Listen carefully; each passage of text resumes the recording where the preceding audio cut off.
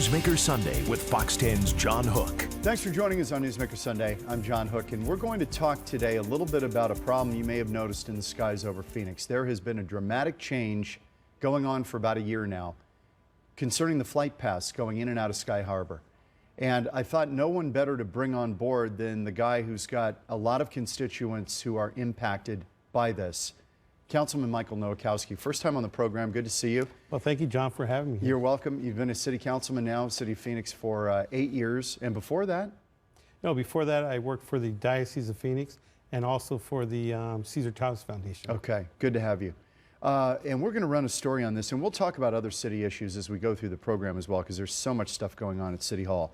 But let me begin with this change in flight paths. When did you notice it? And when did your constituents first notice it? Well, John, it started about September 18th. We started getting all kinds of phone calls. People are saying, what happened? We're hearing, is there a war going on? We're hearing all these aircrafts going over our neighborhoods. And we were receiving calls not just in the historic area in downtown Phoenix, but also in the Levine area in South Phoenix. So all of a sudden, that's all your district. Yeah, that's my whole district. And basically, the air path just changed overnight. Without even contacting us, the FAA, they made a major change. So you're getting calls. We're People getting saying, calls left Mike, and right. what's going on? Right. And you're like, I don't know. And now you're trying to get to the bottom of it. Exactly. So what we did is we called our staff. Our staff said, hey, we received a letter a couple days ago from the FAA. There's this new technology that's out there that's supposed to be safer, efficient, environmental safety. Right, they call it and all next that. gen. Next gen, exactly. Right, next generation. So, you know, it's great. I mean, using technology to its fullest, but at the same time, you need to communicate that to people. You need to have meetings. You have to bring the community that's going to be affected into a room and let us explain what's going on. Right, next gen, the system was really trying to eliminate some of the distance between point A and point B in air traffic to try to move it along better, more efficiently, but that took it over areas that had not had this before. Some of these folks are talking about peak hours. Flights are going over residential areas every 2 minutes. The planes are flying lower. It's louder, and it's become a big issue. I wanted to kind of bring you up to speed on this if you haven't been paying attention to it. I'm sure if you live in the affected area, you have been. Let's go to tape number 1. This is a little bit of a primer on what's happened with the noise at Sky Harbor. Take a look. The Phoenix City Council chamber tonight filled with Phoenix residents upset about changes to the FAA flight path last September, which they say has drastically increased the noise over their homes and reduced their qualities of life. That fly directly over my home. And I was wondering about the alternative method as well, because it's a very impact on my quality of life. My health is impacted, and I'm just hoping that we will change that. The city installed 37 noise monitoring stations in locations around the valley last month to track the worst spots. Tonight, they shared the results with the people at the meeting. People like Jose Reynolds, who says the noise over his home is sometimes unbearable. I'm very upset. I mean, it's very disturbing. And I mean, the conversation I'm having with you right now, when these jets fly over sometimes, you can't hear me. It was also announced at tonight's meeting the city of Phoenix has hired an outside law firm to launch an investigation to find out exactly when city staff first learned of the changes to the flight path, since it was never disclosed to the public until the flight path started 6 months ago. The investigation will be across the full chain of command in these work areas, not just with an employee or employees who may have been directly involved. Councilman Mike Nowakowski, District 7, Phoenix City Council. Who knew what when about this change in the flight path? Well, John, you know, that's what's so funny about this whole thing, or sad about this whole thing. We're asking the FAA for documents, we're asking for information, and we're not getting anything from them. You know, now we're having these community meetings, and one of the things that we're hearing is people are saying, well, you all knew, that the council knew, that the mayor knew, that the airport knew. We didn't know anything about this. Now there's a rumor out there that one of our employees, and it's one of the lower level employees that actually monitored the complaints, and they're saying that, well, we informed a person. Well, you don't inform a secretary or someone that there's going to be some major changes, or have a conversation and say, well, that conversation. That's what the FAA is saying, that they informed somebody. And I have actually seen a memo, I have it on my desk, going back a year ago, where it did go to the historic preservation folks They knew at about the state it. level. Yes. And then, that's right. So it doesn't necessarily get to you guys. And then what about aviation department out at Sky Harbor? Were they made aware? Well, the sad part is that they contacted CHIPO, which is our State Historic Preservation Office, and they actually gave them a letter saying, this isn't going to disturb even the conversation in the backyards. All of a sudden they said, all right. So they sent out a letter saying that they support it.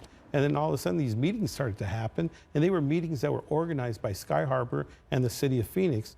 And all of a sudden they rescinded their letters saying, wow, we never knew that the impact was going to be so much, and that the letter that the FAA sent us was totally wrong. Okay, so your staff has told you, as of today, taping, Right. that we're the only city that wasn't really informed on this, but you have other cities around the country dealing with next gen to try to improve air traffic. They are fighting it, you're fighting it, but you guys weren't told. We weren't told, and that's what's really sad about it, is that we have this Team Phoenix approach where we bring everyone together and we explain to people. We're having our budget hearings right now where we bring the community and we explain the budget hearing. So that's the Team Phoenix approach. That Team Phoenix approach never happened with the FAA. And who do you blame for that? I blame the FAA. I blame the FAA for not coming in here and explaining that they're going to move a major airline's path over your neighborhoods. All of a sudden, if you're in a historic neighborhood, if you live in the rural Levine area, you have these aircrafts flying over your backyard. People are saying they can't even have barbecues and have a conversation about what we're having because the airplanes are interrupting those conversations. Are you hearing from folks who are trying to sell a house that this has become a problem? It's devalued property. That's really sad, is that now we spent millions and millions of dollars really building up the infrastructure in downtown Phoenix, especially in our downtown area, Willow and Cano, FQ Story. And now those individuals are saying, I'm willing to just let go of this investment and sell my homes for a reduced price. Defeating everything you've been trying to do, which is to bring people back to downtown and create a center hub and then spoke out from there. Absolutely. Okay. Michael, is there anything you can do to stop it? I or think change it? What we really need to do is we need to come together as a community, because I believe that there's two types of power.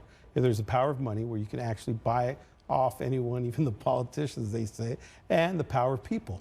So what we do have is we have a lot of people that are out there. Once we start to organize ourselves through social media and just start to have that conversation, we need to get our federal delegation involved. We need to get our senators, our congressmen. You're starting right now, to, though, we right? have Ruben Congressman Gallegos involved. Very involved in fighting Ed for Pastor us. was involved as well early on, And right? that's one of the things that we got is Ed Pastor. We were looking for a person to sit on this committee that they created after all the hollering and complaining. They said, well, let's have a committee to really examine all this. And the city of Phoenix can actually have one expert on that committee. So we looked for that perfect person, so I suggested Congressman Pastor to our mayor. And the reason I did that was the congressman represented all these areas that are affected. So he was a perfect person for that. And we have one of our experts, Chad, that's actually his assistant on that committee. Okay. I'm trying to get a sense, because I have also had some difficult dealings with the FAA in the past on stories I've worked on involving aviation. And I was always under the impression that this was mom and apple pie. You see that yellow FAA on the back of the jacket, that stands for something. What I discovered, frankly, was this is a really bloated bureaucracy where it's hard to get an answer. It's very hard to get an answer. John, it's just hard to get documentation from them. We've been asking for the FAA for documentation on who have they contacted the city of Phoenix, and we haven't received anything yet. So they're not even responding. They're not answering the phone. Basically. Exactly. So that's why some of my colleagues we're thinking that the only way that we're going to actually accomplish anything is by taking it to court. Right. And that's really sad that we're even having that conversation of even suing the FAA over this matter. Right. Let's. You just mentioned you're dealing with the budget right now. Let's talk about what's happening with the budget at City Hall. You're anticipating, correct me if I'm wrong, facing deficits in 4 of the next 5 fiscal years. Right. How bad is it? It's pretty bad. Next year, we're looking at probably about $30 million deficit that we're going to have. So we're looking at ways and creative ways to save that. We have Bill Gates that's overseeing our committee. That's Councilman, not the guy from Microsoft. Exactly. That would solve the issue right there if you had Bill Gates, right? Oh, absolutely. Talking about the councilman. But Bill what Gates. our Bill Gates is as well, he comes out with innovative ways of saving monies. So this year we're looking at not selling or using our old vehicles. Our graffiti task force, trucks and all that. Instead of getting new trucks, we're actually going to use our old trucks. And this year we're at a zero budget. We're at balanced budget. And next year we're going to be about a $30 million deficit. And in the following years, it keeps on increasing for the next 3 years. I think I know the answer to this, but the driver of this is pensions. Absolutely. You know, we've done everything we can with our local pensions. What I'm trying to say is that our public safety is actually at the state level. So here at the City of Phoenix, I think we've cut it to the bone. There's nothing else that we can really do with our pension at the city level. So because you're really obligated to pay it. Absolutely. You can't just walk away and say, hey, look, you know, we just don't have the money this year. That has to be paid. Absolutely. So that then means when things get closed, elderly care, elderly facilities, after school stuff, pools. Right. That's the stuff that goes. The stuff that's non-essential, considered non-essential. You know, the first thing that goes is all those programs, you know, that our youth centers, our after-school programs, our senior centers. So what we need to do is really think outside the box. And, you know, back in 2010, we were in the same situation, $280 million deficit. So we looked at... So it's improved a little bit. It improved a lot. But one of the things that we had to do, and it was really hard, and it was a hard decision, but we had to implement an emergency food tax. And one of the things that I made It just ended a couple days ago. Exactly. I made a commitment to individuals that it would be a temporary, because it's an emergency. And it worked out for us. And in the future, we're going to have to think of creative ways of saving money or creating Did you think revenue. about bringing it back or not letting it sunset? But you made that promise that you'd sunset it, right? You know, I got heat from some of my colleagues because we were ahead of our budget. And I actually went to our city manager, David Cavazos, at that time. I said, David, it looks like we're gonna have a balanced budget this year. And can we reduce from the 2% to 1%? And then basically sunset it the following year. And he said, Councilman, it looks like we could. So he went to our budgeting director and they worked the numbers, and it seemed that we could actually reduce it. So myself and Councilmember Williams made that recommendation to reduce it the last year. Did you feel that was important because were restaurants being hurt by some of this? Or did it affect restaurants or only buying? It did. Restaurants, buying food, all of that. You know, restaurants, families, and all that. But one of the things that we made a commitment to individuals. We said that there was a deficit. As long as there was a deficit, we had to have this emergency food tax. Once that deficit went away, then there wasn't a need for an emergency food tax. You felt you needed to keep your promise. Keep our promise, exactly. Okay. We're back with Phoenix City Councilman Michael Nowakowski. When we come back, we're going to talk about a couple of things. Obviously, this pension issue, which is a problem in Phoenix, there's no doubt about it. But even parking meters, you've seen the proliferation of them downtown. Is that a money grab? We'll talk about all of this stuff still ahead on Newsmaker Sunday.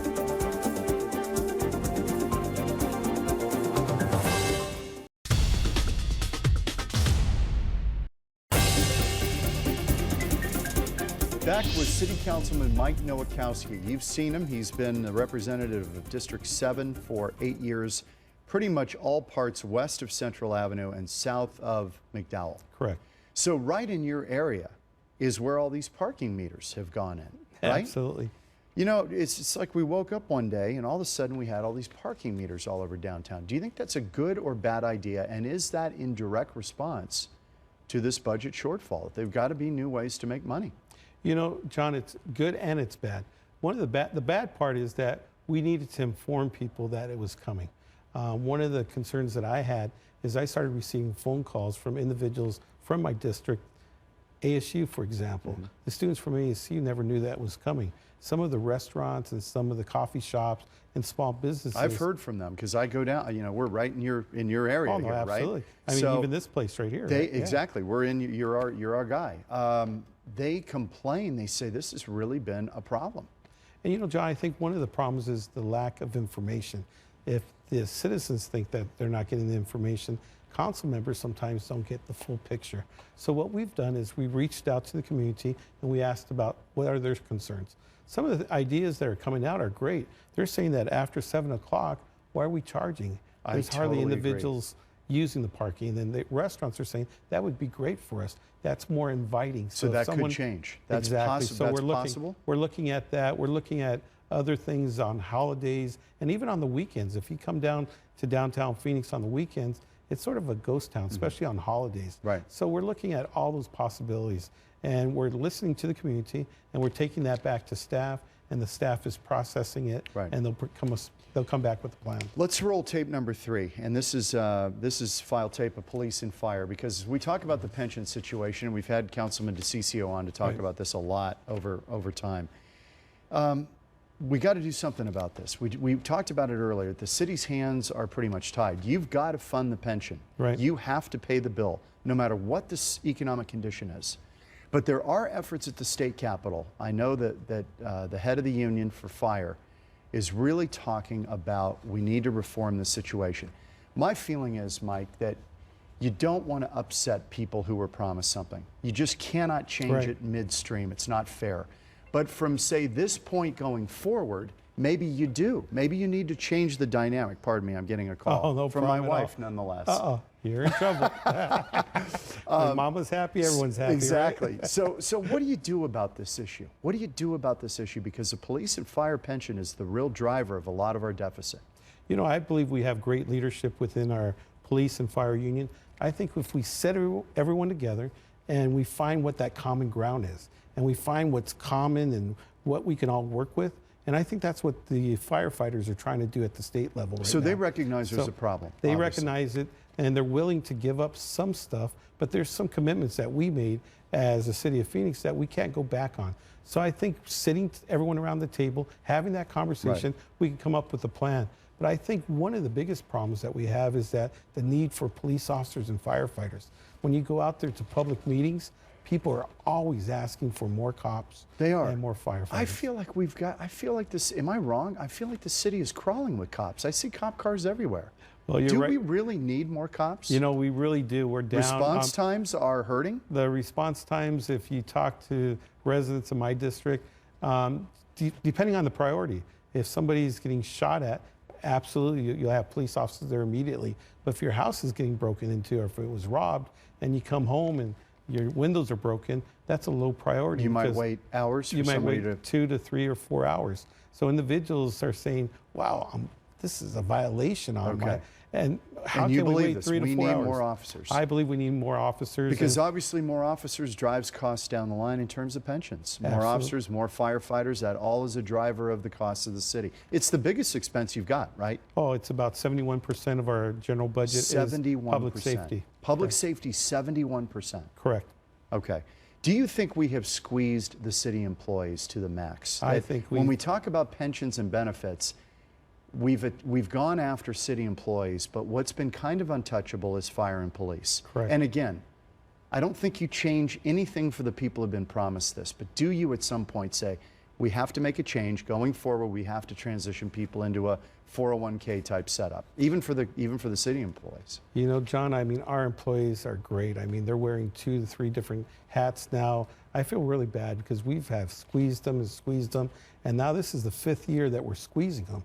And I think that we need to figure out that we can't squeeze them anymore, and now we've got to really look at the state level.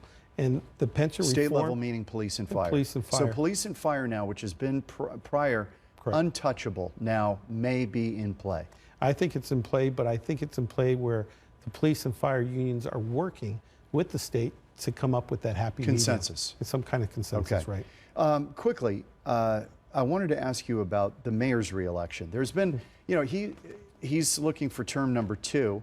There have been people rumored. Christine Jones, who ran for governor, has been rumored. Do you see anything that would upset the apple cart and not have a reelection for Mayor Stanton? Do you see that? You know what? I don't see that. I mean, there's rumors out there about Christine Jones, even Sal DeCiccio running, but I think the mayor is going to win this reelection. There's nobody out there right now, and I have confidence that he's going to win again. Okay, we got a minute left in this segment. All right. I got to ask you about the transit tax, and I think we might have some video to talk about as we're discussing this.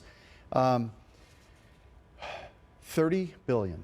Right. We're talking about going to the taxpayers for $30 billion. Now, it sounds like a lot, and it is. It is a lot. But it's 70 cents on a $100 purchase, right? Right. That's about what it is. It would be in place from 2016 to 2050 to fund transportation. 16 million would go to more police officers. That's Right. one part of it. 16 billion. Billion. 16 billion for light rail expansion. Right. How do you feel about light rail? Do you think light rail is the best way to move people around in this city? Well, John, considering it can't go to everybody's neighborhood. well, John, you know, we're the 6th largest city in the country.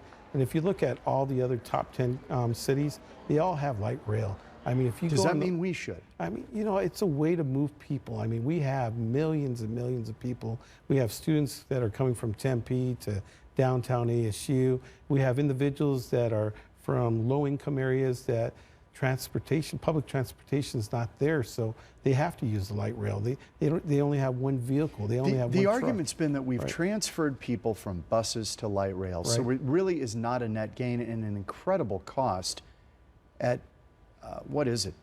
How many million a mile for light rail? It's incredible. The cost is incredible. But you know, I think what we're trying to do is we're trying to figure out the way to move people the best way. And some people are saying light rail is the way of doing it. Others are saying that we should use trolleys. Other people are saying that we should have a better infrastructure of buses. So I mean, it's a combination of everything. But what's so important about this transit, it's not just about buses and light rail. It's about the infrastructure, about improving our streets, our sidewalks, our lighting. So all that, and also that $6 billion that are going into police officers. More police officers. Right. We're back with Mike Nowakowski, Councilman from District 7, City of Phoenix. Back in a minute on Newsmaker Sunday.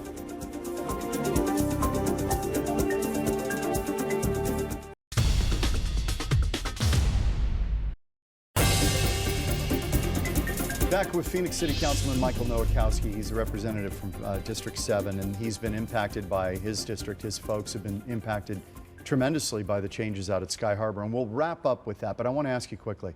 Robert Sarver, I interviewed him at length about 2 months ago. He not only said the Suns need a new arena, he said it's going to happen. And I thought, boy, in this environment, I think that's going to be a tough sell with a team that has not made the playoffs in, what, 5 years? Mike, do you think that that's going to happen, and will it happen where the Sheraton is right now? You know, I think it's going to happen. I think the city of Phoenix, we invested in a hotel, the Sheraton. We need to sell the hotel. We need to put some monies back into that sports fund that we have. Because right now what we're doing is we're offsetting the Sheraton Hotel with our sports fund. That sports fund is supposed to be to build a new arena in the future. I believe that if Robert delivers us a #1 team, that we should deliver him an arena. And then people are saying, well, what do you do with the old arena? I think what you do with the new arena is we build a nice fashion mall in there. You know, if you look at the arena, it's really just a big warehouse. You think that it you could can be build transitioned without putting a wrecking ball to it? Exactly. I think you can put 3 stories of beautiful fashion. Do you keep the basketball floor as a novelty in there in the middle of it? I think that might be a great idea. All right. I mean, this is a serious issue because arenas now have a shelf life. We're Right. talking 25 years. Well, I think it. ours is like the 2nd oldest in the country.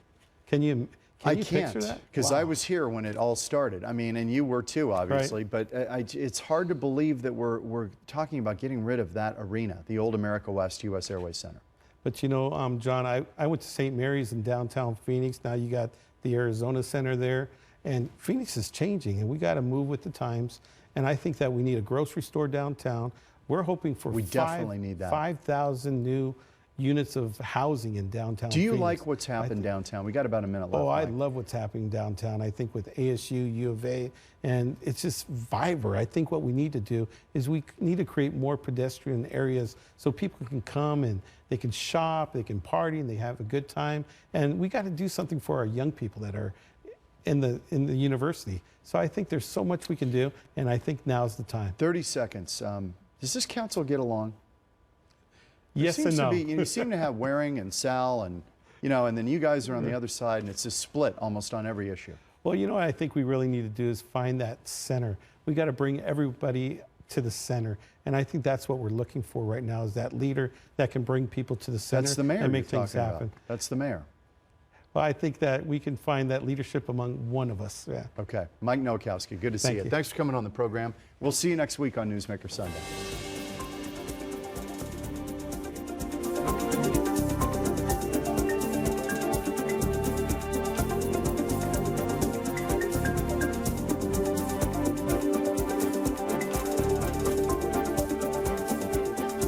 Subscribe to our YouTube channel and get all the best videos from Fox 10.